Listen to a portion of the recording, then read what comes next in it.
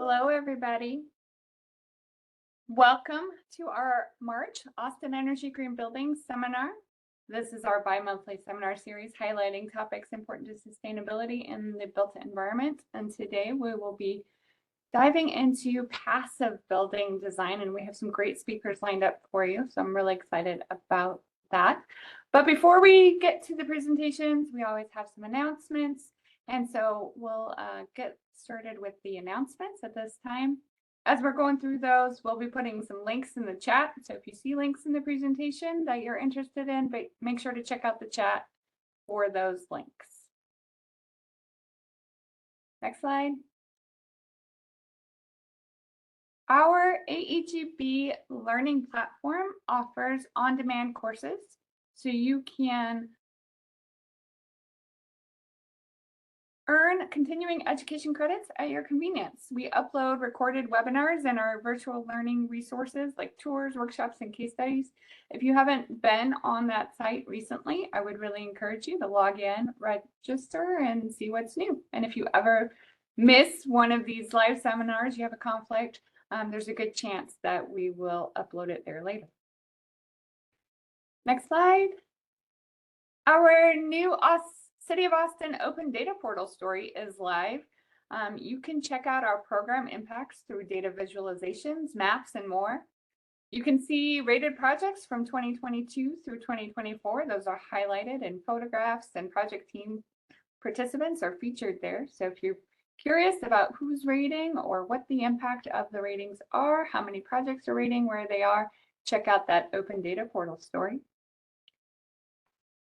Next month in April, our annual Green by Design series is kicking off. It'll be the first 3 Tuesdays in April, April 1st, 8th, and 15th. If you are interested or you know somebody interested in buying, building, or remodeling a sustainable home, or you just want to learn more about residential green building, these free online workshops cover the whole process, starting with the planning and design phase. And you'll learn about building practices and technologies that can help make homes more efficient, more comfortable, and easier to maintain. So highly recommend you check that out. Registration for our next seminar is now available. This will be designed for wildfire defense.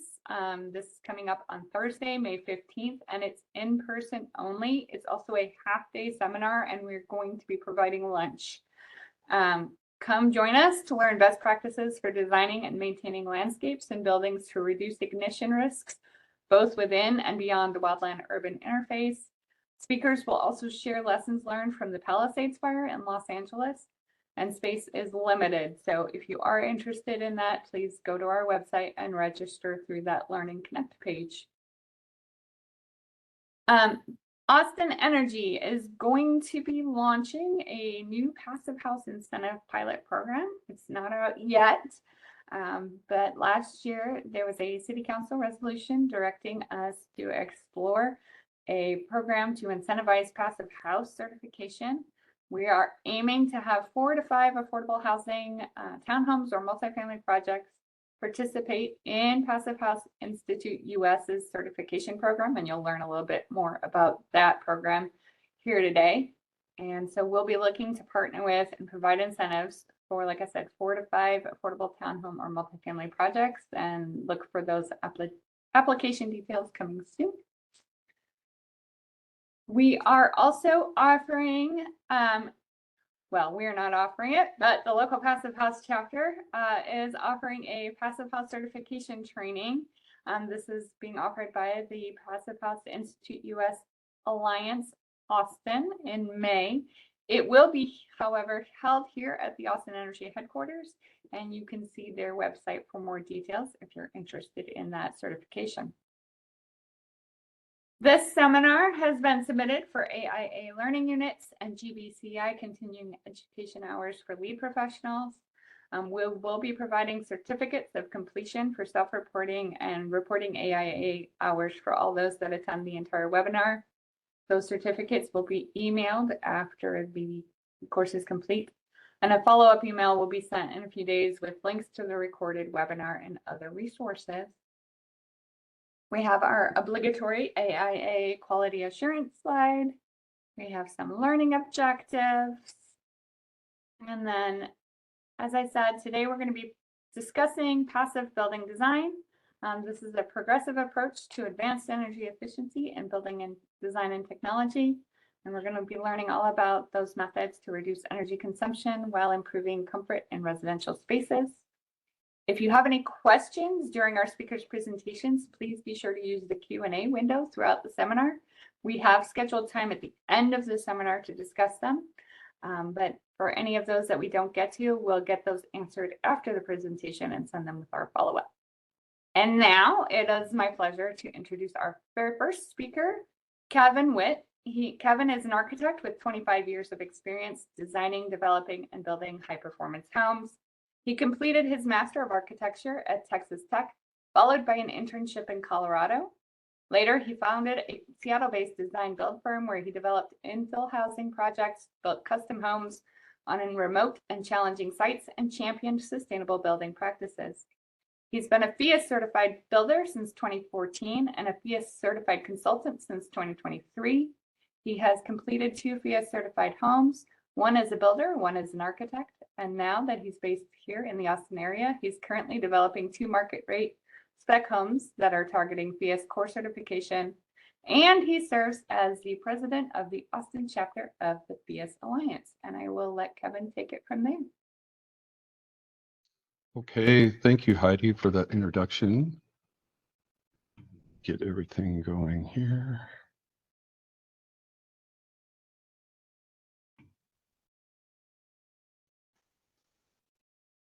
Okay. Like Heidi mentioned, a lot of my past is as a home builder, even though I'm an architect by education.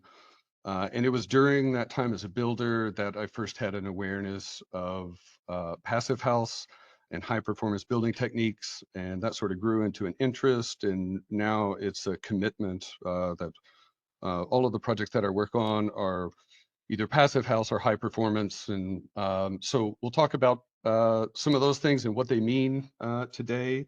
And central to everything that I've done is Phius, the organization. So we'll talk about that a little bit right off the top.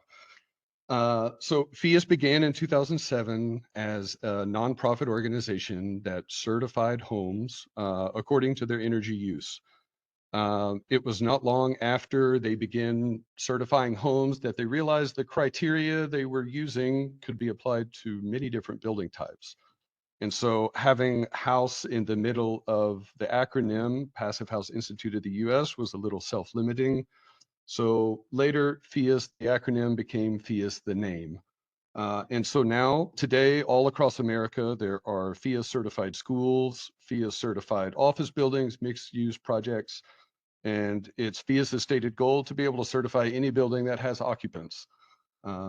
They are growing at an exponential rate in just about every metric that you can measure them by, whether it's professionals involved, square feet of certified projects, number of certified projects, and you'll see why they've been growing at the rate that they have. It's sort of built into their goals as an organization. Very quickly, the P in Phius stands for passive. So I want to talk about that very quickly just to make sure that everybody understands what that means. When passive first began being used in the building industry, those referred to systems or features of a building that made the interior environment more comfortable without any energy use. So in the 60s, passive heating was a window arrangement that was well placed and well shaded to allow just the right amount of solar gain inside of a building. You can build walls in front of your south-facing windows that absorb all of this radiation and then re-radiate it later at nights once you've lost your direct solar exposure. It's called a Traum wall, and the one that's in the photo is actually made of water. Passive cooling mostly involved convective air currents. Cross ventilation was the simplest method. There's other more sophisticated techniques, drawing the air underground. But again, the gist is that these buildings are making the interior environment more comfortable at rest. Very few moving parts and certainly no energy usage. So there's some obvious limitations to these. To illustrate that, um, put this chart up here. If you've never seen it, it might be a little overwhelming, but I've made the important words larger. So this describes all of the possible states of air relative to temperature and humidity. Temperature goes up along the x-axis, humidity on the y. The reason that I included it here is that all of the air that we currently consider healthy and comfortable lies within that area right there on the chart. And so another way to look at 20th century passive and its shortfalls is that there is just not enough power in those solutions to drag all of the potential states of air into what's comfortable and healthy. Compounding that is the fact that we need variety in our buildings for a variety of reasons. We put different amounts of people into our buildings at different times of day. They're doing different things and using different equipment inside that produce different amounts of heat and humidity. And so, a variety of solutions is really something that we need. So we crave variety while we need very specific conditions on the inside of our buildings for them to be healthy for us and for the buildings to last a long time. Um, Outside of the envelope, the variety doesn't stop. This climate zone map of the U.S. You can look at it and see the three major things that affect and provide all of the variety of climate across our country. You can see the latitude banding in the eastern part of the US. The Rocky Mountains really mix up the western part of the US. And then on top of those things, we're bordered by two oceans that, at least relative to each other, have very, very different temperatures. And so there's a lot to respond to, and there's a lot of, all of this chaos, all of this variety, we need to respond to in a predictable, sustainable way. So 21st Century Passive has broadened its set of solutions to include things and developments and materials that have come along. And we're still talking about temperature and humidity. And so I'm not going to go into all of the details of all of these. Trey is going to touch on a few of these in his case study examples. But it's enough for the moment to say we're really paying attention to the envelope and how heat and vapor move through the envelope. And we're really paying attention to our systems.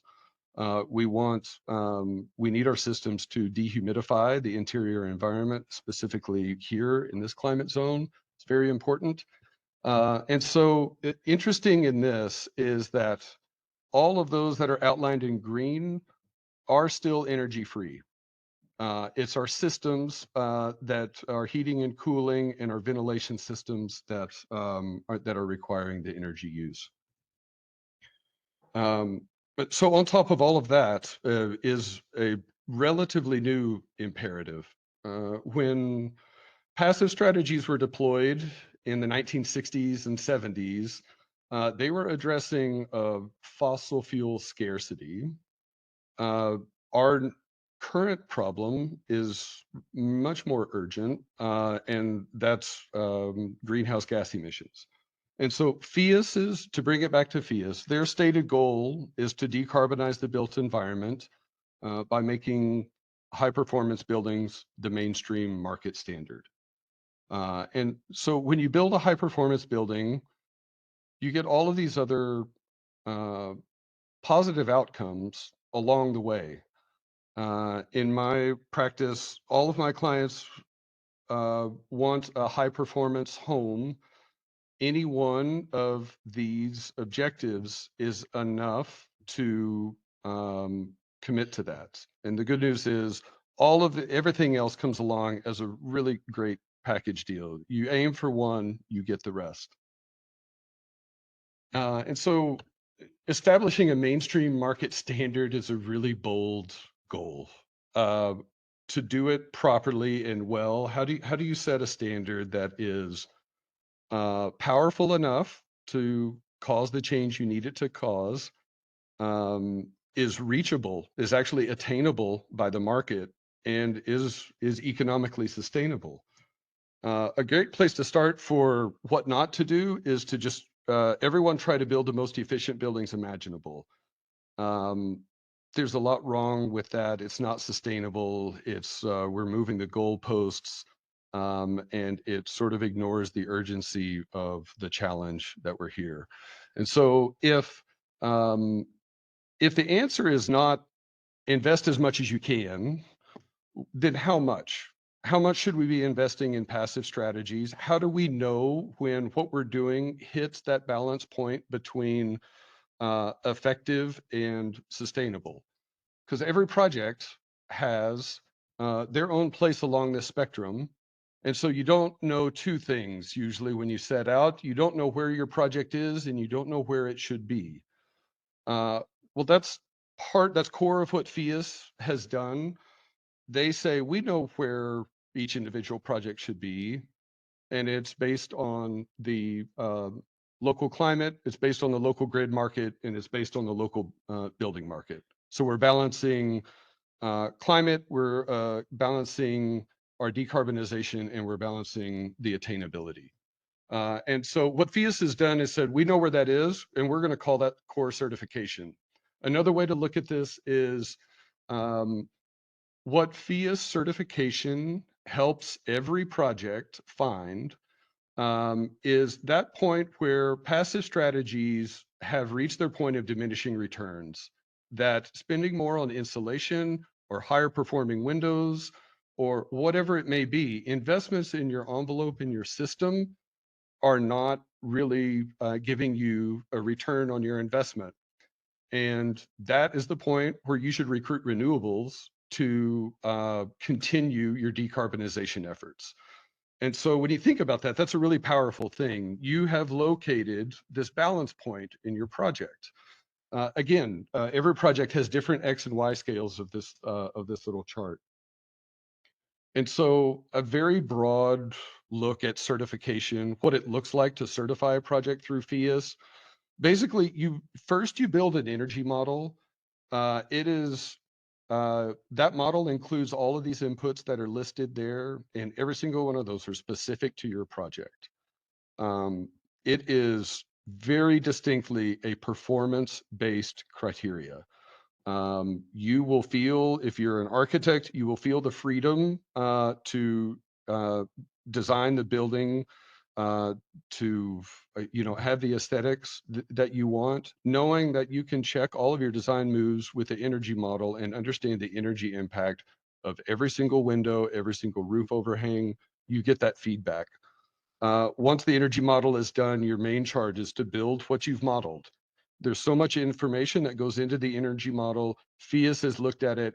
So once you start the riskiest part of the project, which is building what you modeled, a lot of the decision making is behind you. And then after that, you have a building that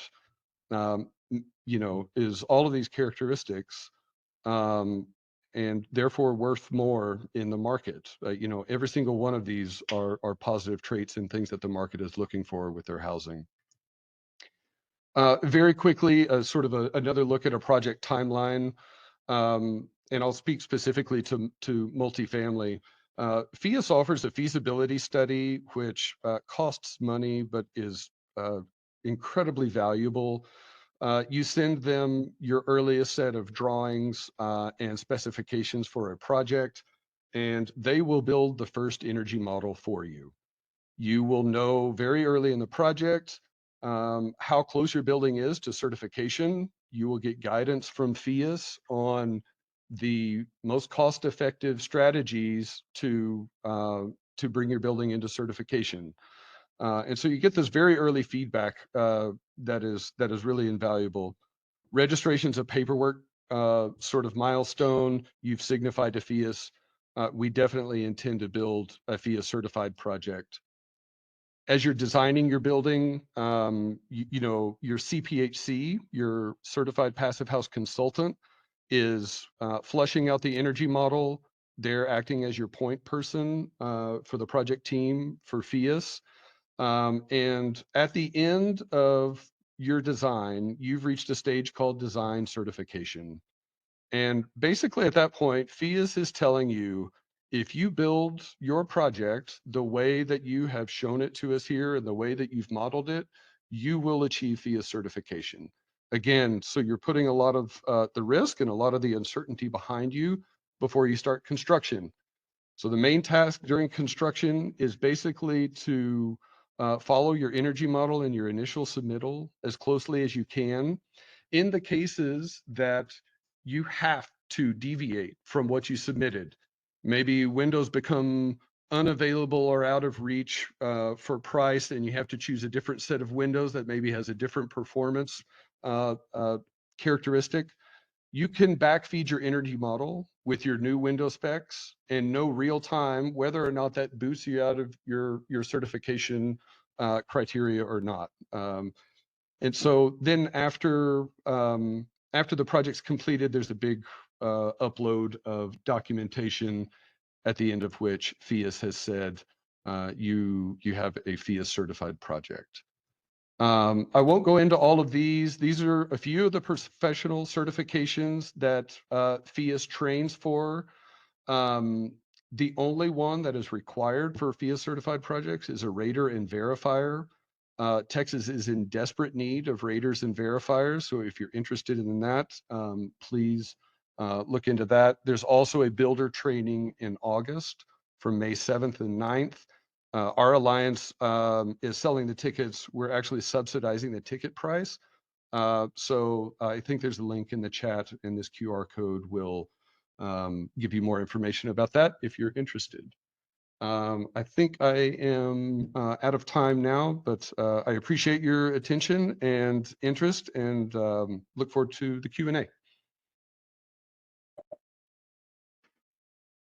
Thanks, Kevin. We will move now to Trey. Trey Farmer is Principal Partner, Chief Sustainability Officer at Forgecraft Architecture and Design.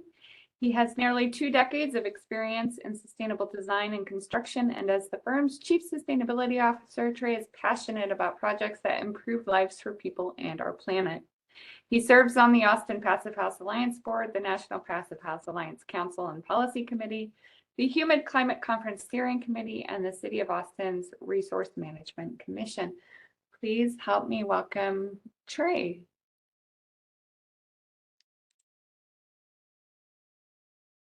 Thanks, Heidi. Thanks, Kevin. Welcome, everybody. So I'm going to talk a little bit about the how do we do this and why do we do this through the lens of 4 case studies. So Forgecraft, we're an interdisciplinary architecture firm.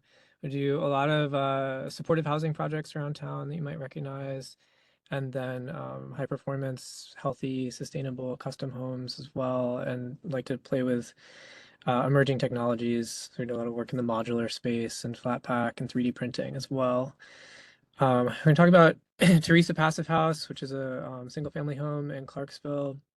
Zilker Studios, which is on South Lamar, and that's a Foundation Communities project, 110 unit single resident occupancy.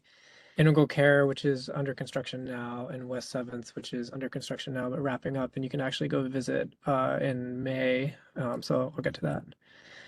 So Teresa Passive is a 1913 craftsman home that we renovated and added on to, really looking to test out some of these ideas about 5 years ago. But before we jump into that, what is Passive House, right? So like, how do you actually do this? The way we think about it and talk about it is that it's kind of the difference between, traditional building or code built building, and Passive House is kind of like the difference between the igloo coolers that I grew up with and a Yeti cooler. You have a continuous insulation with the Yeti cooler, but really the big difference is in air sealing. That's why the Yeti cooler keeps stuff cold or hot for so much longer. But you can't live in a Yeti cooler, so we put a nose on it, and that is a ERV, which is basically a continuous ventilation system that is bringing fresh air into the building. giving you tempered, preconditioned, and filtered fresh air into all of your living spaces. So you get all these nice knock-on benefits of fresh, filtered air, like better indoor air quality, better protection from wildfire smoke and outdoor pollution, more comfort, that kind of thing. So here's the baseball card. Not going to linger on this too much, but you can see definitely above code. Code here is, R15. Wall assembly, we're at R28, so a bit higher, but from a first cost standpoint on a custom home, it's really marginal. And also as you get into multifamilies, you'll see that economy of scale brings it down closer to code in terms of the assemblies and what windows you need to do. But again, the big lift on these is the air tightness. It's about 10 times tighter than code. So this was a 1914 house. The first map, this is a Sanborn map, was 1921. By the time we went to work on it, there was Mopac, which didn't exist before, and downtown. So you've got, really nice views of downtown, but also air pollution from Mopac and the train. So tore the house down to the studs, then tore the studs down because it just wasn't worth it. They were termite infested and balloon framed and everything like that, but rebuilt it in place with high performance envelope and assemblies, but really trying to hold to that traditional character of the craftsman in the neighborhood. So the project was a collaboration between myself and Adrian Farmer of Studio Ferrum and Hugh Jefferson Randolph of his firm. I think this was being sort of our first passive house. It was really good to have sort of countervailing forces on the design side. So like those windows you see on the left were something that I thought were impossible in a passive house, and Adrian and Hugh ganged up on me and said make it work, and we did, and it makes the house so we've got those downtown views and the kind of like treehouse vibe. But like Kevin said, it's all based on an energy model, so it's really about horse trading, and you can it allows for a lot of design freedom and flexibility. One of the things on the single family side that we did was move the envelope up to the roof line, which puts your HVAC system inside the thermal envelope, but also gives you a lot of design freedom to create, carve into that interstitial space and create some like really great moments. So this was one of the, Hugh's brilliant moves in the house, was creating this big blown out asymmetrical light well with the vent hood running up into it. And it drops so much daylight down to the house, but also gives you this like wow factor. And it's definitely the first like thing that people comment on when they come into the house.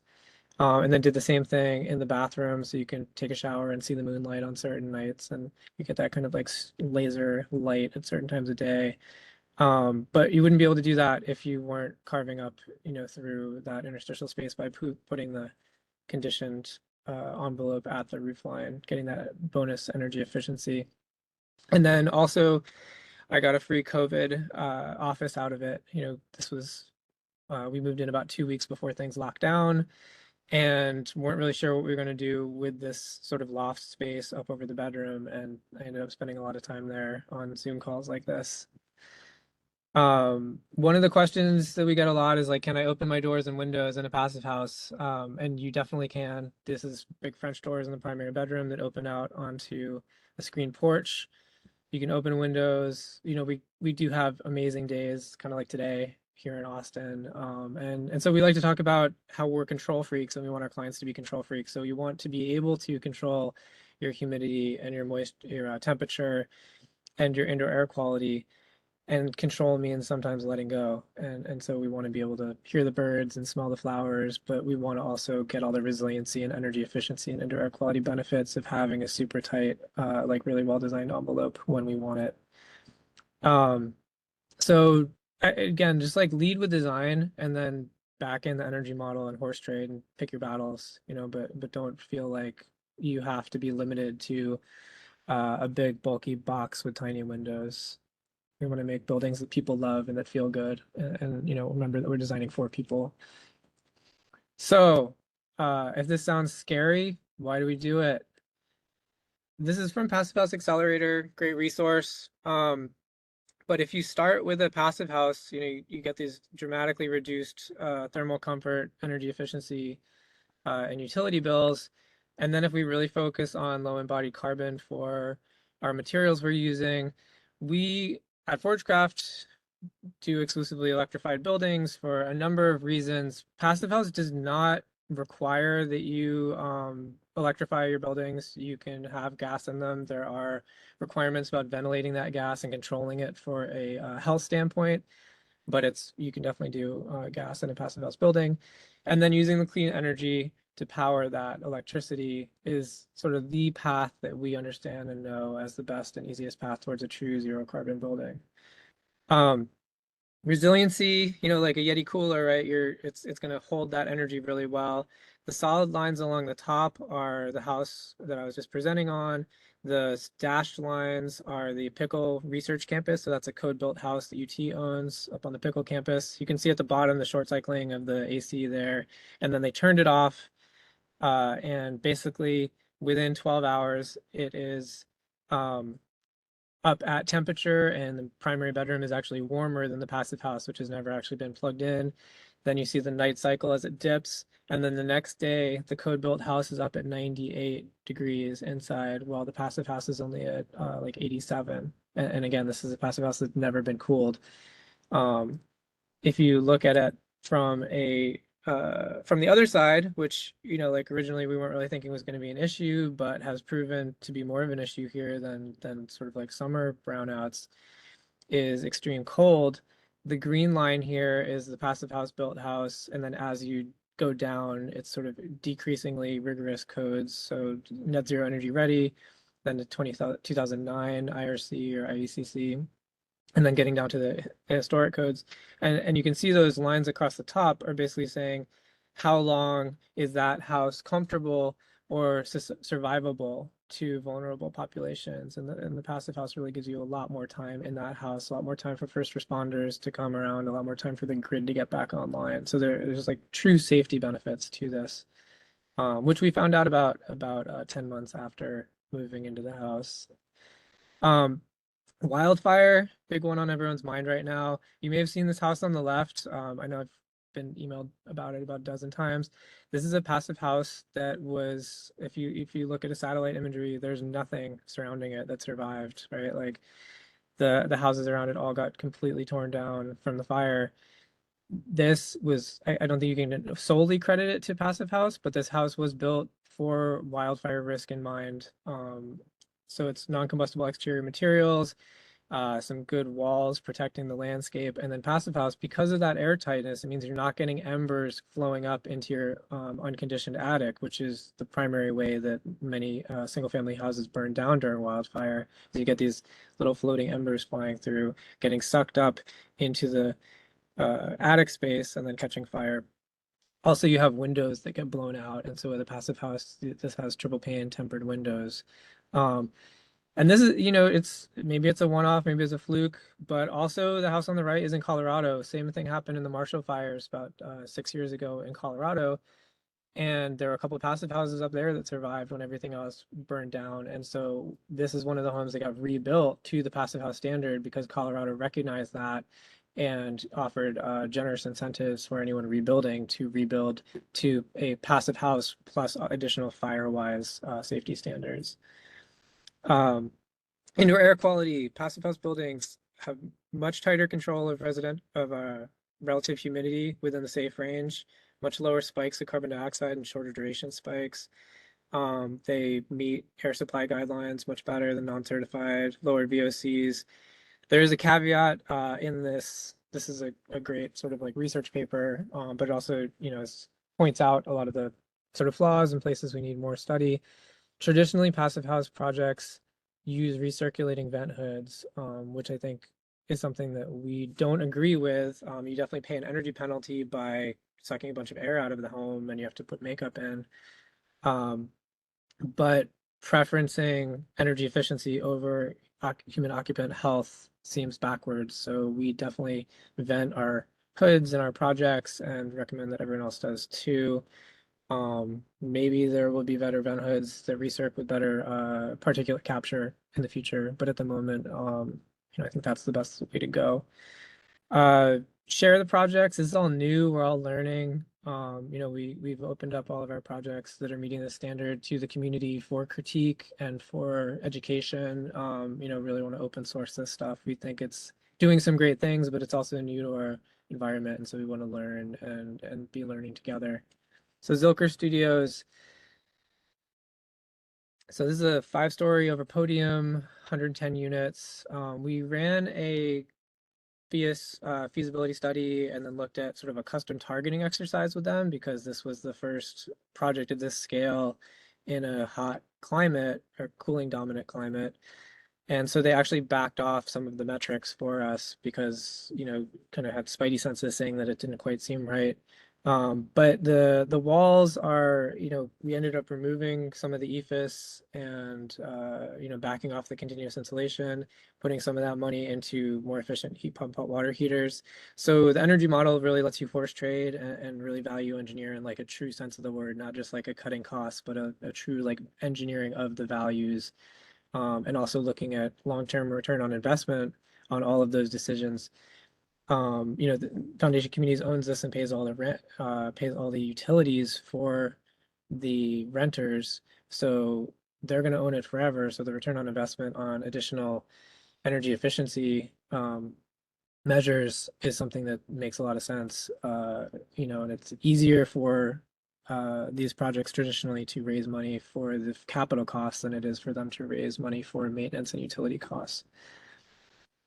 So it's South Lamar, try to keep these big two, you know, monster grandma live oak trees and really sort of like design the project around them. Also very sort of eclectic vibe down there, sort of old Austin, South Austin Museum of Popular Culture is right next door. So you can see we kept those two trees and created this kind of like open breezeway between them to really create sort of, you know, like community. We wanted everyone to have eyes on each other. Trauma-informed design is something that we really have studied and work with closely with our clients on these projects. But, you know, creating nice outdoor space in a very dense environment, but also sort of like rich environment. You can see the pass through there on the right between the two trees. This we call the Pedoculus, which is a podium oculus. We like to make up a Harry Potter spell for each of our projects, and this was what we got for this one. So this is what the energy model looks like, and you get these different targets that you need to hit on each one. And so working with Phius on this, they actually adjusted the targets for us. So this project would have been a Passive House certified project, except for the exterior corridors, which we'll talk a little bit about here. So exterior corridors are sort of the common way of building multifamily, at least supportive housing multifamily in our climate. The issue with that is that it's really hard to air seal. You have a lot of edge on that left building. Every door to every unit is an exterior door, which also makes air sealing testing really hard. Your envelope is not contiguous and you end up having kind of like 5 miniature buildings on top of another building. Just it's very complicated. And so with Integral Care, we actually ran through a feasibility study with Phius on what would happen if we went to a continuous envelope and condition the corridors. So you're adding conditioned space, right, conditioned square footage, but you're significantly reducing your envelope. And we found that there's actually a 20% annual energy use reduction for the exact same building, except you're just changing your envelope. And the construction cost is the same or potentially less on the same project. And it would be very difficult, if not impossible, to certify the building on the left with Passive House, whereas the building on the right, you're going to have a much better chance. And then you're going to get an additional energy use reduction on top of that 20%. So this is West 7th Passive, which is just wrapping up construction right now. Kind of see some of the baseball card values here. Really tricky little project in Clarksville on the backside of Castle Hill. But the reason I bring this up is that it's going to be open to the public on April 26th. So come on by and visit, learn about Passive House at that scale, kind of like a medium scale, 3 units. Great, fun little project. That one we did a lot of playing with energy model. And you know, looking at some of the different rules, changing things up from how we did it on Teresa, but also like really leaning in with our community. You know, as we were building this, there's some other passive houses in Houston going up, and we learned some things from those on Party Wall. And we also just had like amazing clients who've been super supportive of what we're doing on it. So with that, I will pass the ball. Thanks, Trey. Great stuff. We have one final presentation from Joe Tang. He is a clean energy enthusiast focused on developing new programs and services that support grid resiliency, energy efficiency, and energy education right here at Austin Energy. He leads the development and implementation of commercial and multifamily customer rebate programs and technology pilots. Prior to Austin Energy, Joe worked at the U.S. Department of Energy and the energy consultancy DNVGL. He holds a Bachelor of Science in Environmental Science from the University of Illinois, my alma mater as well, and an MEM from the Yale School of the Environment. Please welcome Joe.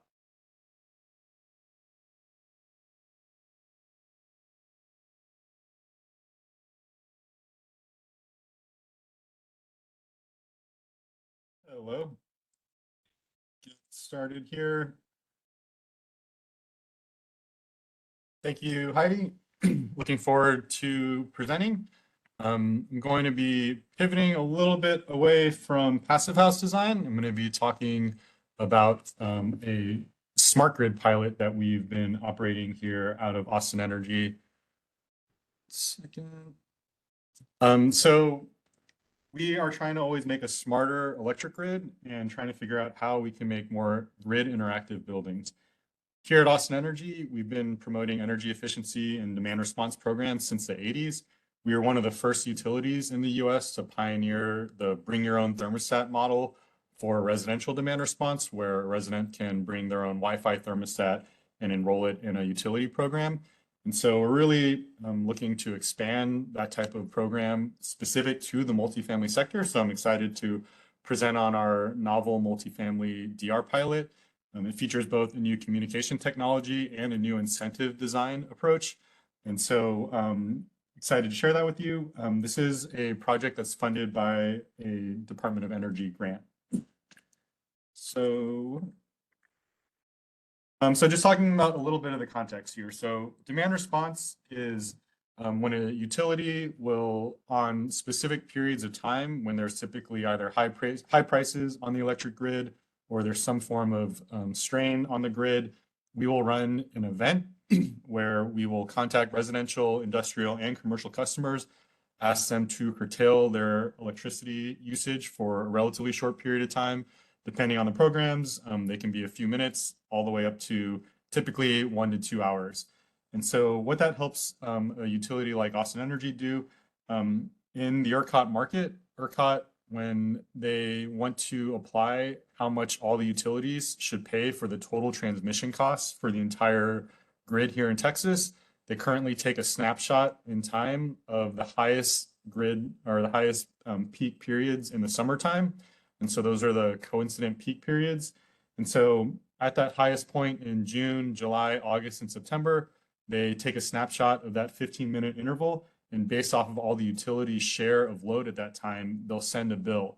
And so a lot of utilities, including Austin Energy, we're constantly monitoring the grid situation. And when we expect that peak period, we'll run demand response events where we send signals to thermostats in the residential sector. We have a lot of commercial customers that participate.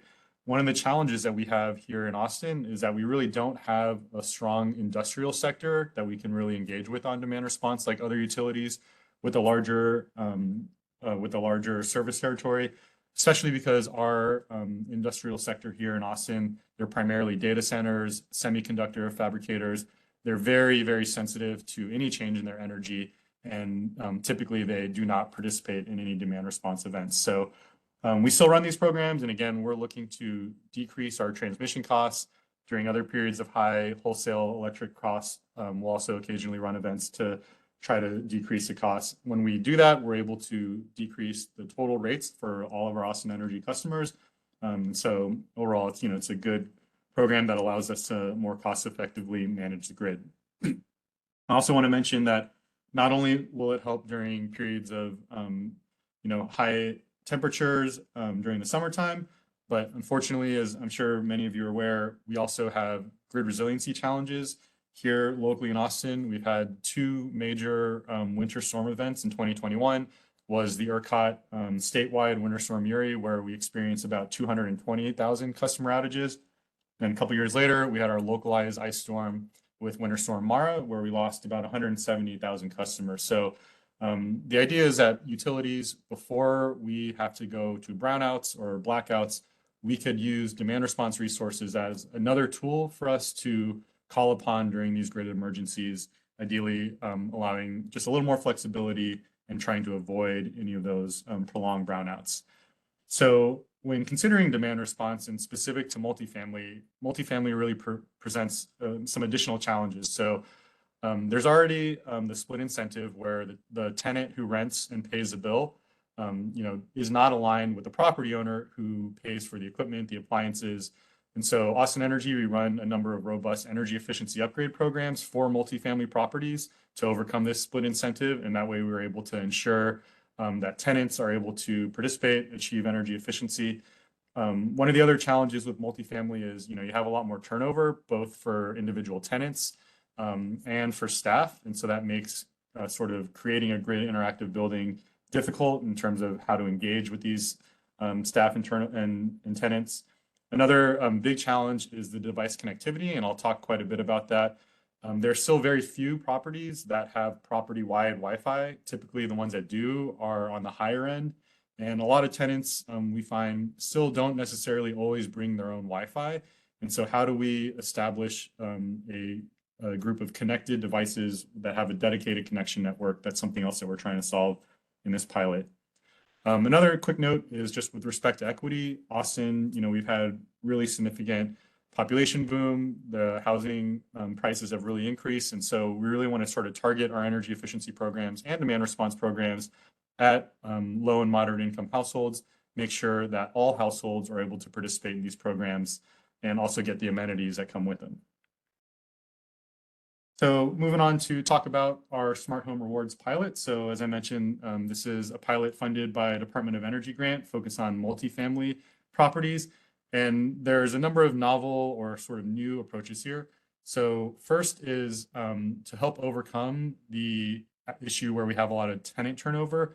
We are promoting a opt-out enrollment model. So at a specific property that enrolls, all tenants who move into that property or are there will automatically be enrolled to participate in our program. We will do an initial stage of reaching out, sending emails and other notices to notify them of the planned enrollment date. If there's any tenants who don't want to participate, they can opt out either before we sign them up or at any point in the program. If they no longer wish to participate, they can sign out or they can remove themselves from participation. By doing that, we really overcome the difficulty in getting a lot of the engaging with these multifamily tenants to sign up. And so we're really hoping to increase the level of participation with that approach. The next novel part of this is the dual incentive. So I mentioned that there's a split incentive between the property owner and the tenant. The way that we try to overcome that is by splitting our incentive to where we have both a bill credit that we award to the tenant that participates, and then we will also issue an annual participation incentive to the property. And that way we have both entities invested in, hopefully we'll be able to sustain the participation for a longer period of time. We also want to make sure that when we install these devices, we don't rely on the tenant bringing their own Wi-Fi. A lot of tenants don't have Wi-Fi. Folks are moving in and out. So we have partnered with Armada Power. They're a water heater optimizer company.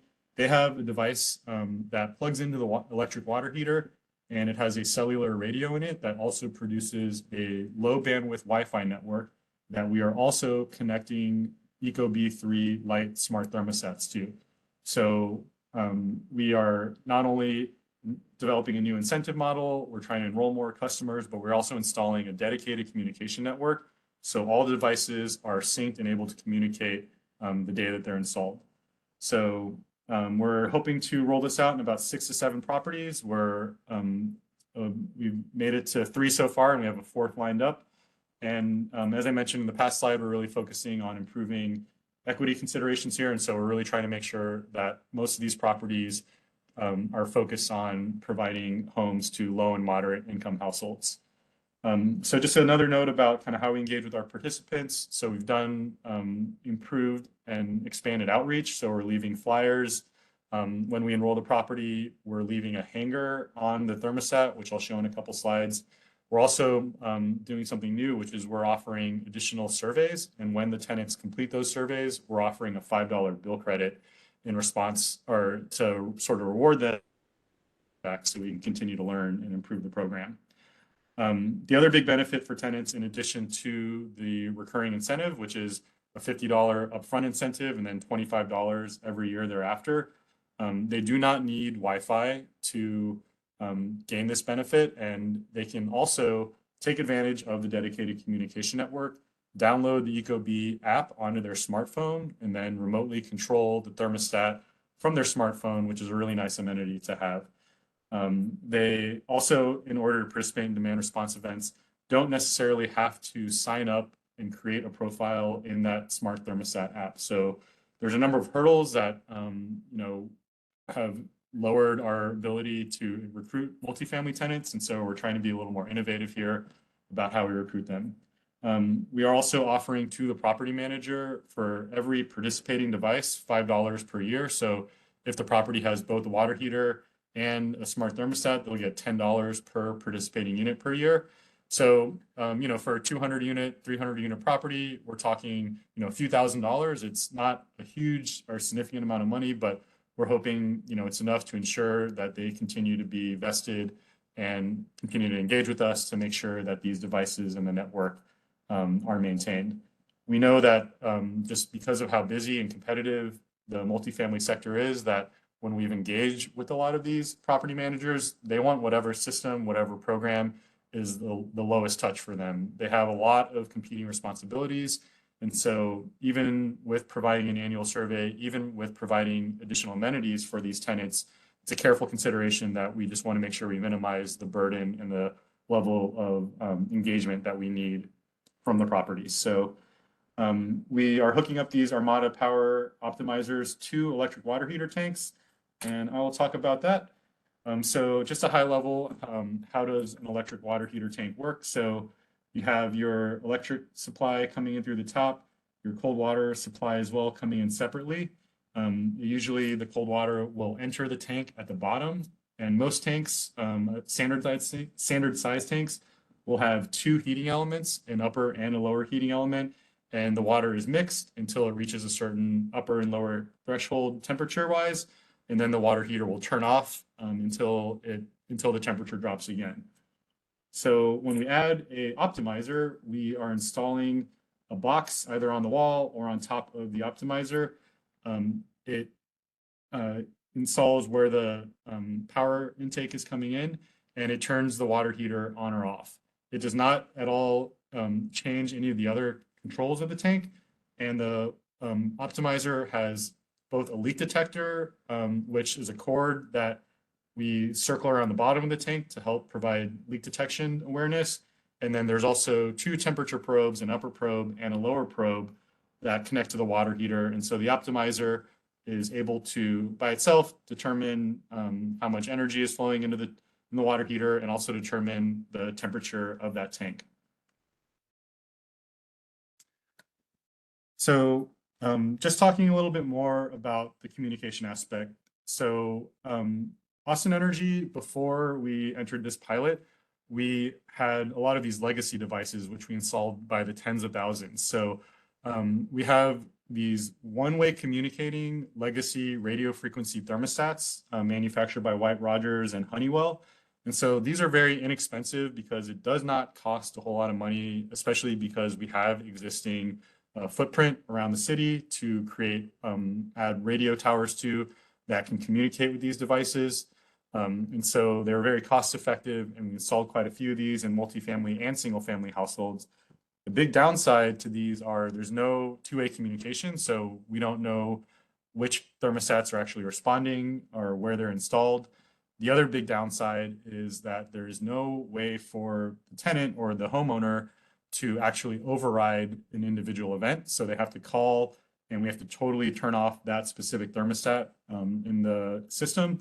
Whereas with these newer Wi-Fi enabled smart thermostats, you can override an event if you have people over, if you're particularly hot and you just don't want to participate, you can change the temperature at the thermostat. It'll exit the event, and our program design is such that we don't currently penalize people when they override events, and we want to allow that flexibility. The other legacy device that we're looking to replace are water heater timers. And so this is something that's written into Austin Energy building energy code, that water heater timers are required, and they turn the unit off during peak periods in the summertime. And so again, we've installed tens of thousands of these. The downside is that they do still need ongoing maintenance. A lot of times the timers will experience drift, and because there's no two-way communication, it can sort of help us manage our load shape, but it's kind of a very blunt instrument where really it would be nice to be able to communicate with these devices, tell them to turn on in response to changing grid scenarios and other aspects. And so we're looking to replace these legacy water heater timers, and sort of in evaluating what is the right approach to how do you install a dedicated communication network for a multifamily property. So the one that we went ahead with, that the properties also seem most keen on, is this cellular-backed Wi-Fi communication from Armada Power. So similar to everyone has a smartphone, you can sort of create a mini Wi-Fi hotspot from your smartphone. This Armada device does something similar. The notable difference is that it's using a lower bandwidth frequency from the cellular communication towers. It's called Cat-M, and this is a specific frequency that cellular companies are releasing. It's really focused on Internet of Things. So you're not going to be able to, stream movies or, have a high download speed. But if you have a lot of devices over a large area, these Cat-M network is a good option for supporting these. We did have to bench test thermostats because some thermostats, they're used to being hooked up to Wi-Fi. As soon as you install them, they'll try to do a big firmware update and download a big data file that is incompatible with the nature of the Wi-Fi network that the Armada device can configure. So we did bench test some of those, and we determined the ecobee device, in addition to ecobee allowing the automated DR enrollment, the bandwidth that it requires is within the range that the Armada device can support. The other option that we look at is properties with existing property-wide Wi-Fi. That's obviously really nice for us to piggyback on that network, put these devices up. We don't have to install a dedicated network of our own. So we have been trying to find these properties. So far, in at least the Austin area, they're still far and few between. And also when we do find them, they're typically geared toward, higher end properties. And so we are approaching installing our own network where we can. The last option that we did also look at, I just want to mention, is alternate networks, Z-Wave or mesh network. And we did look at these, and ultimately, when you look at the cost of installing that type of a network in a garden style apartment, so a garden style is maybe where there's 10 to 20 separate buildings, 4 to 6 units per building, the amount of the footprint that the entire property can cover really it makes it much more difficult for there to be sort of one internet connection point that all of the devices can flow to. And so that became much more expensive. And so a lot of the properties, also because I think FCC regulations are changing where the backup phone, when you're stuck in an elevator, I think used to be required to be a landline. And so that's also changing to cellular. So I think multifamily properties are overall becoming more comfortable with the idea of a Wi-Fi network that is relying on a cellular network. So I just want to take a moment to talk about the communication approach. And then also here, I just want to reiterate, some of the key aspects of this pilot. So we talked about the opt-out item, the tenant, they receive a smart thermostat app. So they're able to change the ecobee device from wherever they are. If they're sitting on the couch, want to change the temperature, or if they're on their way home, want to increase the heat or the cooling, they can do that. Smart thermostats also have inherent energy efficiency benefits. We typically install ones that are Energy Star rated. So there's some basic geofencing and other opportunities for tenants to receive energy efficiency improvements there. They also receive a bill credit that I mentioned, $50 up front and $25 recurring. Something else that's important to think about is specific to the multifamily sector. When we install these smart thermostats, when the tenant leaves, and if they've already registered a device, how easy is it to reset that account on the device? How easy is it to reset the device itself? Some of them require Wi-Fi in order to do that, and that can be a real limiting problem or a limitation for our properties that are trying to do these resets with their existing staff, especially if they don't have Wi-Fi.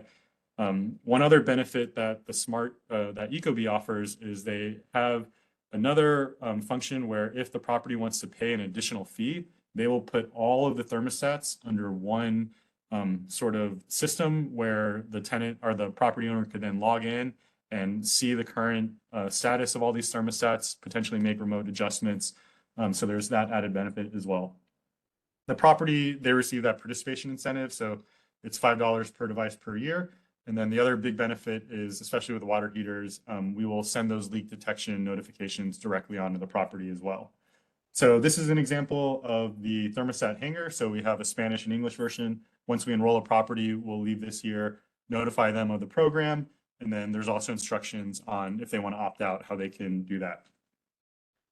And so now I'll just talk about the properties that we're installing and approaching with this pilot. So the first is on the southeast side of town in the Riverside neighborhood. So this is an older property from 1983. So this is based off the 1-bedroom rental rate. This is sort of our target property for serving low and moderate income households. They have both 30 and 40-gallon electric water heaters. They're all located in a closet on the balcony. And so we installed thermostats and water heaters in as many of the units as we could get. And we have some initial event data. Our water heater connectivity and our thermostat connectivity are different metrics.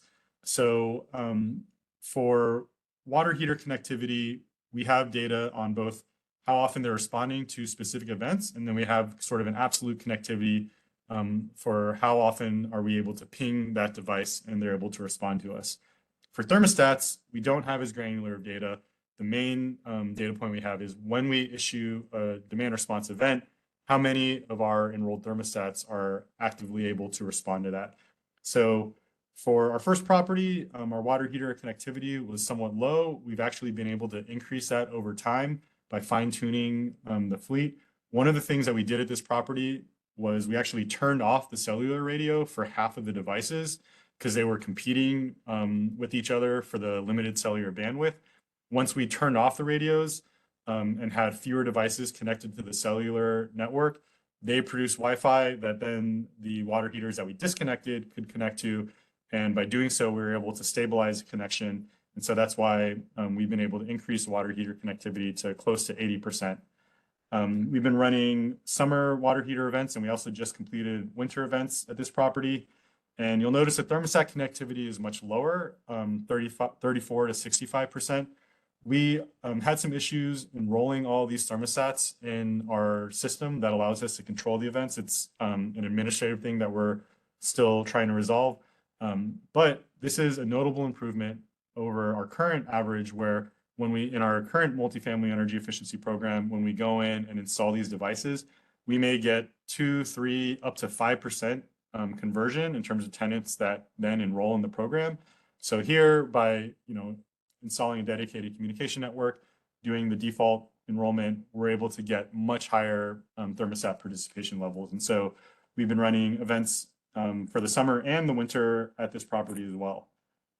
Our second property is near the airport. It's a new construction property. And so the water heater closet is located internally. And so we've still been able to get good connectivity there. And so similarly, we had some lower connectivity when we first started, but by making a few tweaks to the system, we've been able to increase the water heater connectivity up to 80%. For thermostats as well, we have much higher participation at this property. So far, we've been able to get about, at the highest level, 80% of the thermostats to participate in events. Moving on to our third property, this is also a new construction property. This one's a little bit unique. They have gas water heaters and property-wide Wi-Fi. So we did not install a water heater controller here, but we did install Ecobee devices, synced all of them to the property Wi-Fi, and then enrolled those devices in our program. And so we were only able to run 3 events at this property, but our thermostat event connectivity is much, much higher 50 to 60%. We think the reason why it's not even higher than that is because this is a new construction property. There's still a pretty high vacancy and it hasn't filled up all the way. So a lot of the thermostats that are installed are not in a cooling mode. And so therefore they wouldn't respond in an event. Looking at the next property that we plan on installing later this summer. This is also very close to the first property in Riverside. And so this is about 170 units. They currently have the old water heater timers. They have old Honeywell non-communicating thermostats. And so we'll be looking to install smart devices and enroll the tenants at this network at this property sometime this spring. And here's just a high-level snapshot of the 3 properties and kind of some of the performance data that we've been able to collect. Again, I'll just reiterate that while some of this thermostat connectivity numbers may seem low, that's much, much higher than the less than 5% that we currently get on average when we install smart thermostats in a property. So there's definitely a lot of success that we're seeing in making this pilot and getting more devices connected. Just want to take a moment to share what the load profile looks like. And so on the figure on the left is what the water heater load profile looks like when we run events. So this was in September. We run 2 events, one in the morning and another in the afternoon. There's a period of preheating outside of the event window. There's a curtailment period. And then depending on how you adjust the settings in the fleet, when the event period ends, there's typically a rebound or a snapback effect. And so you can see that where the water heaters are all being turned on outside of the event window to make sure that they're able to provide sufficient water heating. And then they can coast, preheat until the next event. And then similarly, there's a snapback. What the system allows us to do is to manage the snapback where we can essentially allocate a power budget so we don't have as aggressive as a peak. And so you can see in this second view, we've added some additional settings to reduce the peak for the snapback. And so you can see there's still a rebound, but it's not quite as high. And so again, wanting to make sure that there's enough hot water, we're just trying to lower that snapback effect. Residential customers don't have a demand rate, so there isn't necessarily a big negative impact to a big snapback, but just from a grid management perspective, I think we're see if we can try to lower that in our future events. So now just to kind of summarize our results for customers, we haven't received any major complaints. We have fielded a couple of opt-out requests from each property as expected. And so we overall feel like this has been a good fit for these customers. We did notice that not as many tenants as we thought created thermostat profiles so that they could gain access to the smart thermostat app within their phone. And when we did release the surveys, it was pretty neutral. People didn't seem to either really be super gung-ho about this. They weren't negative. They were sort of somewhere in the middle about the overall benefit of the program and their perceived benefit from the incentive that they received. So we'll take neutral better than negative. And again, we'll continue to survey these tenants and make sure that the program isn't creating too much of a negative comfort for anyone. For the property, we really had to do some convincing to make sure that they were comfortable with auto enrollment or a negative consent enrollment model. For the most part, obviously the properties that were willing to move ahead were comfortable with that, but a lot of properties we talked to are a little bit reluctant. And so I think if we are to really roll this out across the entire multifamily sector, we're going to probably need to think of a different approach to try to create higher enrollment early on, because I think some properties are still reluctant to have that just be sort of a default for all the thermostats within their property.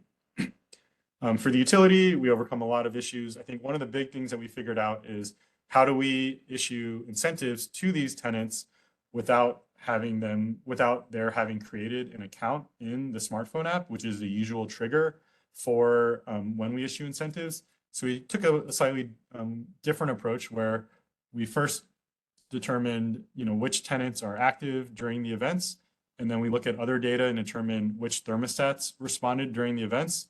And for where those line up, and we have a match, we then issue an incentive to the tenant. So even if they don't sign up through the app, we're still able to issue the tenants the bill credits as to reward them for their participation. For the ecobee device, we haven't had too significant of connectivity issues. I think our big challenge here is that we'd really just like to be able to offer additional thermostats that would allow the default or the auto demand response enrollment. To date, ecobee is the only major thermostat manufacturer that has allowed us to do that. So we're hoping to continue to lobby the other thermostat manufacturers to see if they'd be willing to take that on. For our water heater controller, Armada, we had some early connectivity issues, but we were able to sort of tweak the system and get the fleet back up to around an 80% connectivity rate, which is pretty solid. One of our concerns, though, is just long term. How long will CAT-M be around and supported by the cellular companies? They haven't sort of inferred, it's something that is going to be in place for years to come, but there is a little bit of risk in installing a large fleet of devices that sort of tie us to a specific technology that's managed by another entity. So that's a bit of a challenge. Won't talk about the dispatch issues, cover that. And so, yeah, I think I'll finish this off with next steps. So in the short term, we're just looking to continue to expand this, try to install this at least 1 or 2 additional properties. We're continuing to run analysis on all the events for both thermostats and water heaters. We'll continue to issue the tenant and the property incentives for the pilot properties. And then once we have all the analysis complete, we'll run some comprehensive cost benefit analysis. And from a utility perspective, we kind of need to decide, okay, for the energy savings that we're receiving, is it worth the cost of installing these devices and managing this program? Or is our limited budget better spent in other forms of demand response? And so that's something that we're going to be evaluating. In the long term, I think we'll look to kind of figure out how can we maybe expand different enrollment options at different types of properties. So we're targeting certain classes of multifamily properties now. There might be different messaging, different approaches for Class A properties. We have a lot of student housing here. How do we approach those? So we're trying to think of how we can sort of come up with more refined enrollment models for different properties. The other thing that we would look to expand are when we now have connected water heaters, each of these water heaters has telemetry built in. So we could actually use these water heaters as a virtual power plant and use the capacity and bid that onto our local ERCOT grid and sort of run additional ancillary grid services from this fleet of devices. We'll continue to expand the O&M alerts that we provide to the multifamily property. If there's leak detection, the system can also determine if it looks like any particular water heater is starting to fail. And so we'll pass those messages along to the tenants. And the last thing I'll end on is we have a big question of kind of what is the future of water heating.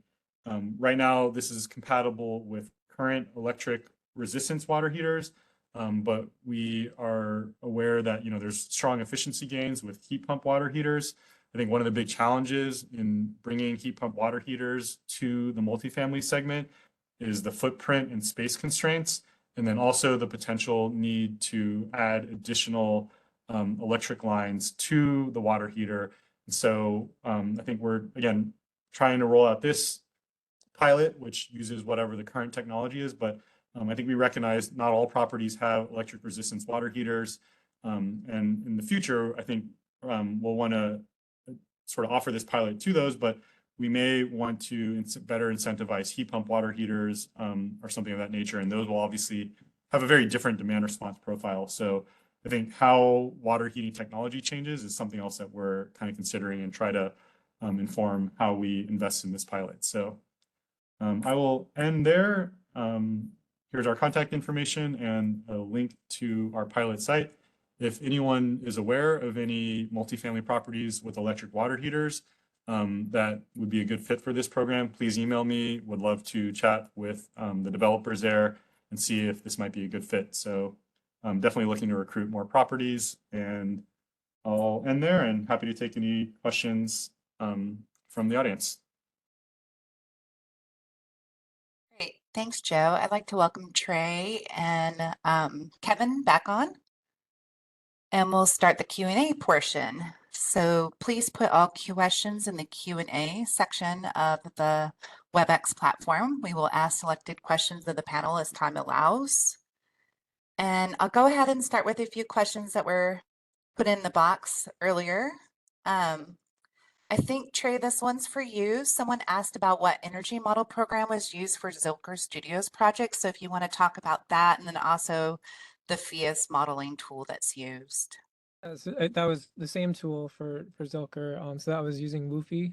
Phius is actually in a transition now where they're switching over to a program called Meter, which is basically just a browser-based version of Woofy that is much more. It's like UX from like 2005 instead of like 1991. Is maybe the best way to think about it, but it's basically the same program. But that's what we used for all of the projects that I presented on, which is the software that you use for the certification. Great, thanks. We also had another question that was basically asking about incentives for Phius. So whether in the city of Austin or other cities you may have worked in, what are some of the most effective incentive programs that make passive house a more feasible path? So if you guys could speak to that a little bit, either Kevin or Trey. Share your thoughts. Well, we've got the incentive program that Heidi talked about that's about to launch for multifamily. Phius is sort of like the biggest of the Russian dolls, or the Russian nesting dolls, with all the certifications. So if you do Phius, then you also do Zero Energy Ready Home, which means you're also doing EPA Indoor Air Quality Plus and WaterSense and Energy Star, which means you're also doing HERS. So any incentives for any of those you get if you're doing Phius. So like, for example, the Inflation Reduction Act 45L tax credit, which is $5,000 per unit if you're doing Phius. And then, yeah, lots of other markets. The program that's about to launch here is based on a program in Massachusetts that they ran about 10 years ago. And now in Massachusetts, it's actually code mandated for any multifamily over 12,000 square feet that you meet passive house standards.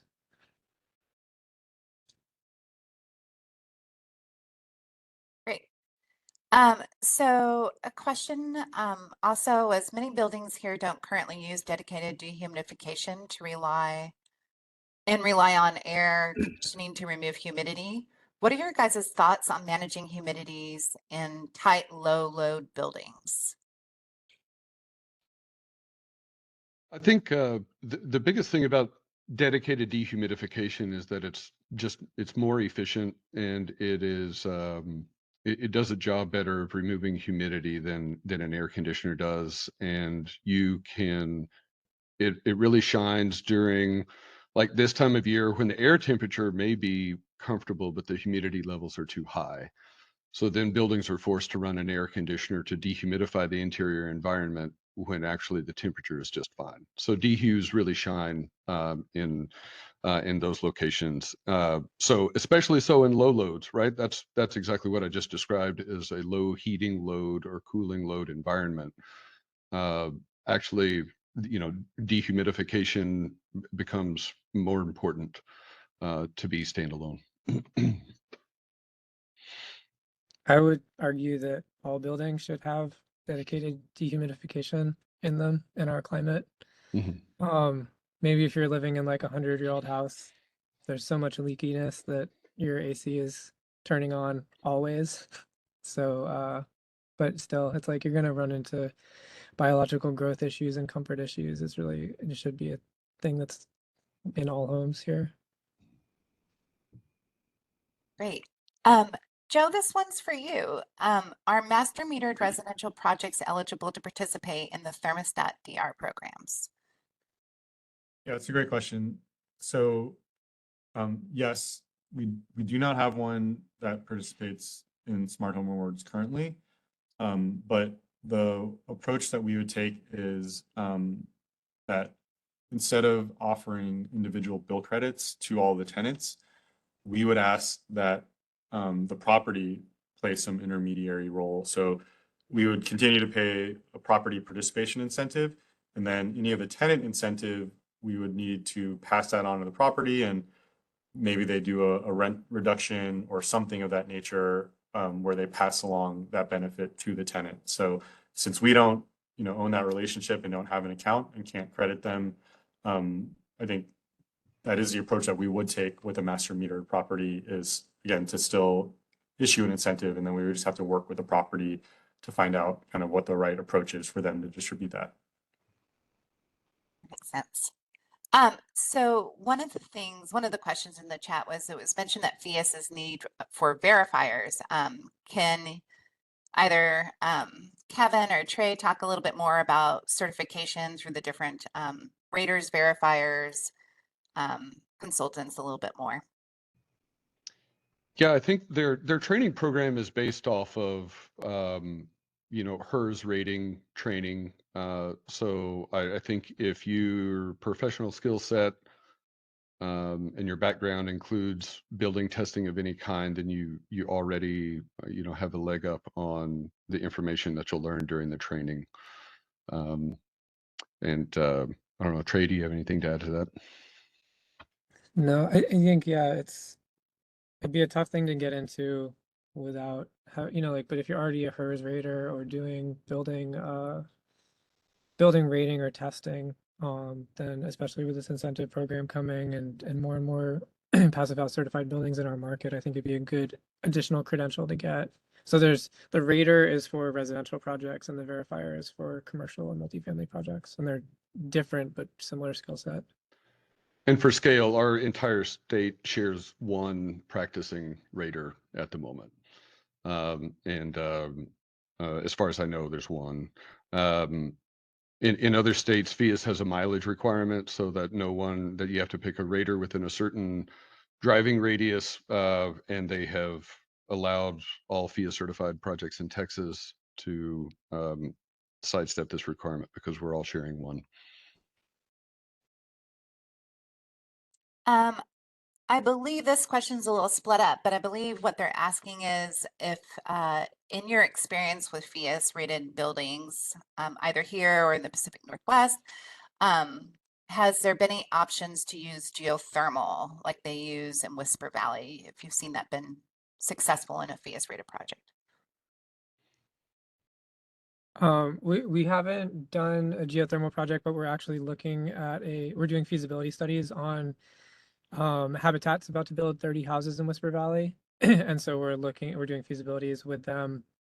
We actually get a grant from Phius to do for their 4 different unit types up there, and see what it would take to certify those projects with Phius. It's a great overlap. There's just not a lot of geothermal in our market down here because of our temperature deltas and our soil conditions basically don't make it as cost effective as doing just like an air source heat pump. Whereas like in New England or the Pacific Northwest, where you're heating from, where it's, close to zero a lot of the year, that ground source heat pump makes a lot more sense, and a lot more people are on wells, and the soil conditions are better for it. So there's no reason you can't do it other than that. Great. And Kevin or Trey, can either of you talk about any type of cost associated with the actual certification process for Phius, how that's structured? Yeah, I can talk a little bit about it. For the feasibility study, single family projects is $1,500 is the fee from Phius. Multifamily, it scales with square footage. So projects under 10,000 square feet, your feasibility study is $2,000. Project between 10,000 and 50,000 square feet, it's $3,000, and it scales up from there. And non-residential projects they start at 2,500 and scale up from there. It's hard to overstate the value just because the insertion point of the feasibility study is so early in the project. Once you see the value that these provide, it's a bargain, really. And then Trey, do you want to talk about? You can talk about the, I guess, the full certifications. Do you have any of that? Yeah, and on the we've started doing the feasibility studies on on all of our multifamily projects. And sometimes we'll just eat the cost just because it's like such valuable information. And on something that scale for that cost, it's easy return on investment. The full certification cost, it really depends on like if you're just doing the CPHC, like the energy modeling and the paperwork. That's like $5,000 to $10,000 on a single family home, and maybe like 2 to 3 times that on a multifamily, like at scale. Like some of the ones that I presented on. But then if you're doing like envelope detailing and air sealing kind of coordination assist, that's just like quite a bit more time. So that it can go up from there. And that's, so like it's a little tricky because we're typically doing the energy modeling as part of our architecture services. So it's kind of rolled in. But there's quite a bit more people who offer the certification and modeling side of things. And again, and like that can be done remotely, whereas like the rater verifier has to be on site on the actual building. So, you can definitely shop that around. Great. Well, we have time for one more question. Trey, people were very interested in the location for the open house on April 26th, I believe you said. Yeah, it's in Clarksville, so kind of right behind where I guess is Swedish Hill kind of still is. Oh, the Swedish Hill Bakery. Okay. Yeah. So it's sort of like a hole in the ground right now, but right, yeah, basically it's like 6th and Lamar, just up into the neighborhood on the backside of Castle Hill. But the website's in the chat and in my slide deck, and there's a number of other houses that are being toured on that Saturday, and then again on Sunday there's another suite of houses that are being toured. So it's a great tour day looking at like historic preservation as well as sort of like new projects breathing new life into historic preservation as well. Great. Well, I'd like to thank all of our speakers. It was lovely to hear what you had to say. We appreciate your time. And for our guests, thanks for joining us today and thanks for attending. Please take a moment to complete the survey link that's going to be placed in the chat. Your feedback is greatly appreciated and helps us plan for future webinars. As a reminder, everyone who's registered will receive a follow-up email with resource links and a webinar recording. Today's webinar attendees will receive a continuing education certification for self-reporting GBC or continuing education hours and the AICP CM credits. If you provided your AIA number during registration, we'll report your AIA learning units for attending this webinar. If you couldn't attend the entire webinar or want to share this information with colleagues, the seminar you will also be added to our e-learning platform for the next 6 weeks, where you can watch the recording, take a quiz, and earn CEUs. Check out our current courses at this link in the chat and log in to get started. Thank you all for attending. And again, this concludes our webinar. Thanks.